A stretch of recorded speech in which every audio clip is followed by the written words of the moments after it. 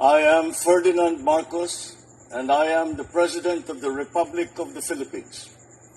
I stand today on behalf of 110 million Filipinos. Hi everyone, hello universe, it's me again. Shoutout sa inyo mga kababayan. Siyempre, ang bagong ombudsman na si Secretary Remulla, ayan mga kababayan, sa kanyang press conference, sabi niya, no, bubuklatin yung kaso ni Sara Duterte. O, di ba? Ayaw ko nga ba kung bakit maraming galit sa kanya. Wala naman siyang kinakaaway. Ano?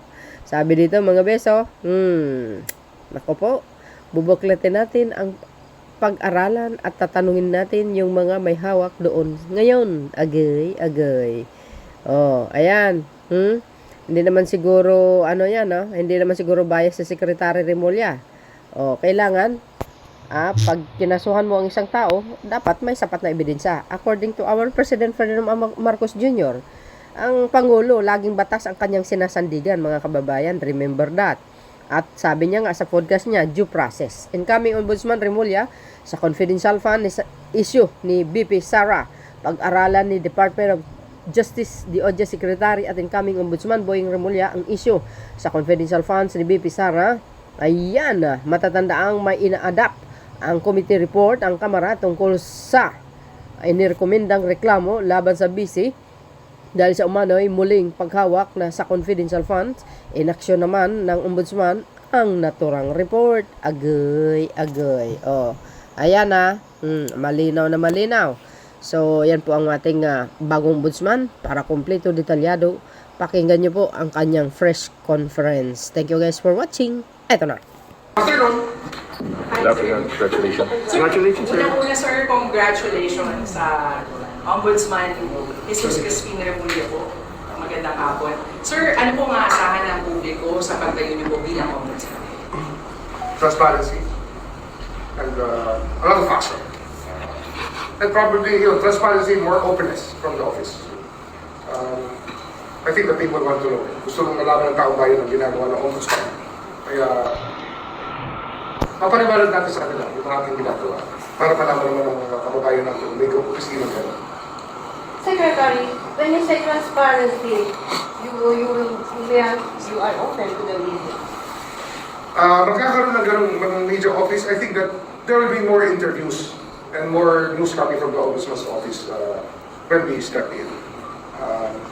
I think it's a necessity that is there sapagkat yung tao naghahanap talaga ng transparency and accountability sa taong bayan. At nung hiningi ko yung trabaho nito, yun ang sa isip ko talaga na yung accountability mapalakas natin sa lahat. Bukod sa iba pang mga tungkulin na pwede nating kampanan sa pagiging ombudsman. Hindi lang naman ito prosecutorial.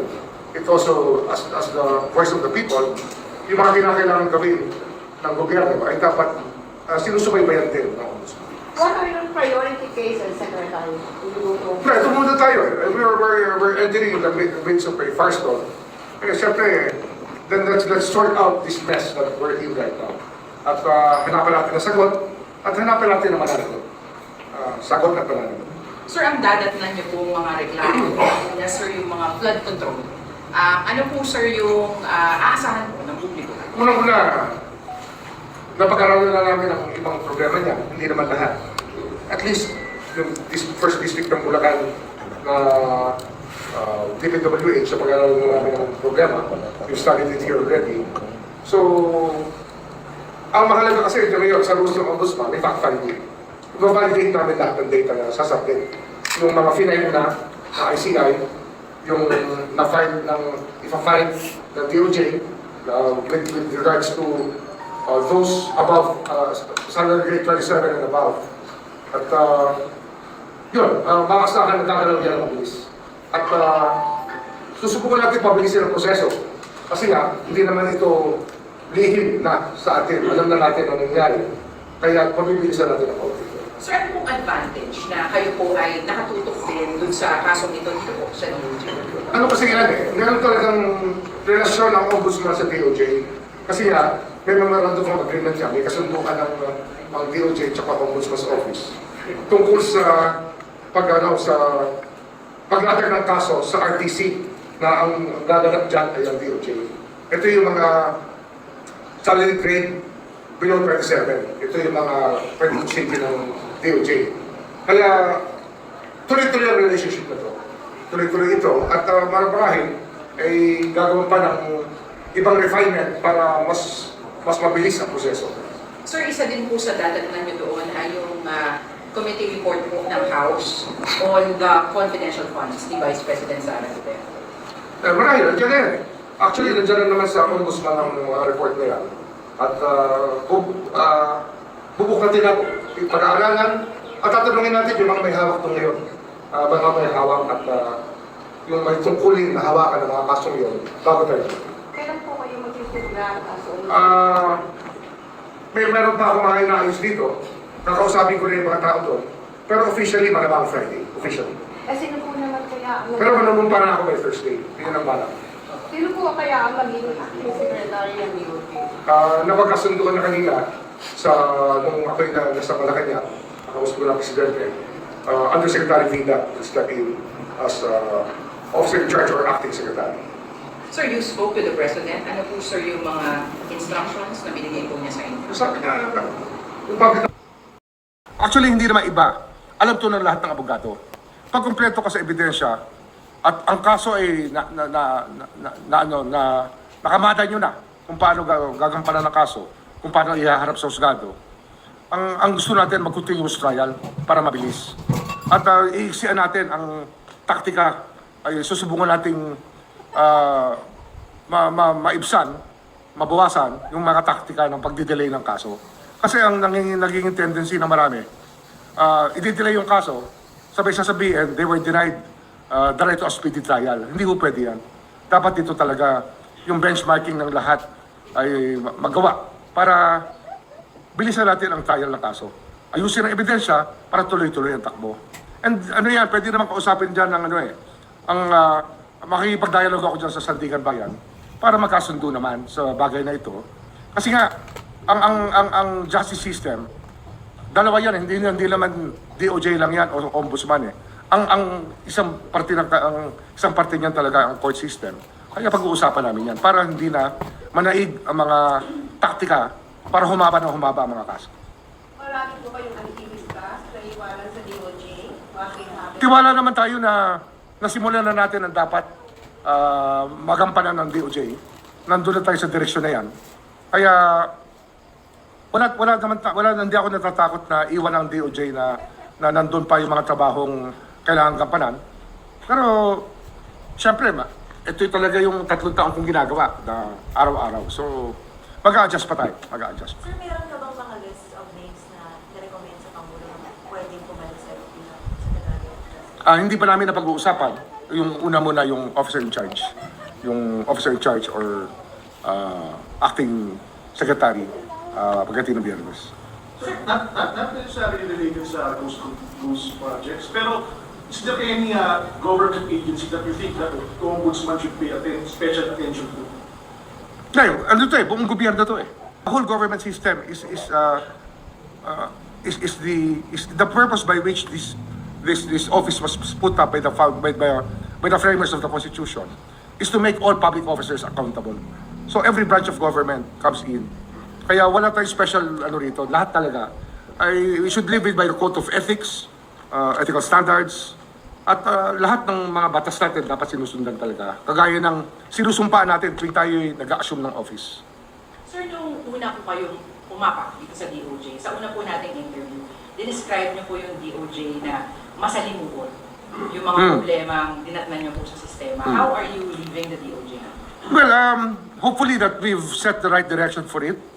Marami tayo na bago na dating gawin na hindi dapat. At pero ganun pa rin eh. Ang justice system, laging catch up yan. The deadline is always yesterday. Yun ang sinasabi ko lagi. Kaya there's always a sense of urgency with what we do here in the office. That's why we go to work every day. Basta health permitting, we're here every day para gampanan lahat ng kinakailangan gampanan. Kasi marami tayong backlog. The backlog is always there to address. Ganun din sa ombudsman. I think that's also the same rule applies to the ombudsman's office.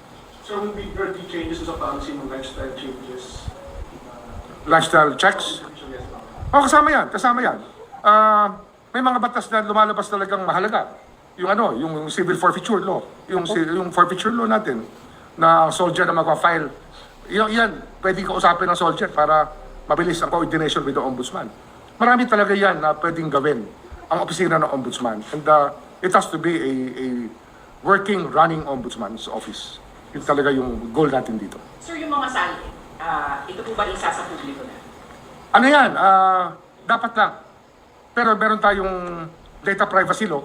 Meron tayong pangingatan. Wala tayong karapatang matatrampol na ating mag-violate. Kaya we will glalagay tayo ng guidelines lang sa pag-release ng SALN. And basically, unang-una ayaw natin yung subject ng data privacy law, dapat igalang natin lahat yan. At pangalawa, hindi dapat maging risk yan sa mga tao na i-release mo information. Kasi baka mamaya talaga naglahad talaga ng figures yung tao, ang isang opisyal, marami siyang cash, baka mamakidnap pag nilabas natin lahat yan.